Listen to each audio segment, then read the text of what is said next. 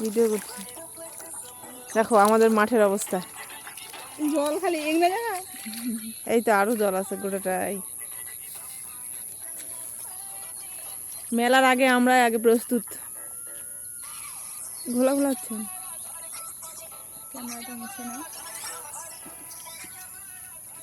Football খেলা। আমরা একটু প্র্যাকটিস করতাম, যদি বলটা নিয়ে আসতাম। বল ছিল নাকি?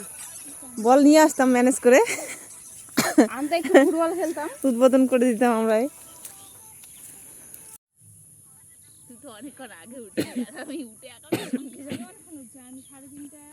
আমাদের মাঠে মেলা, মাঠের জল, বৃষ্টি, কাদা। আমরা ব্যায়াম করবো এখন।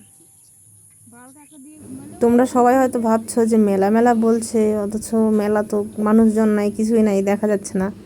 তো মেলা শুরু হয়নি, সকালবেলা আমরা গেছি মাঠে, মেলা হবে বিকেলবেলা থেকে।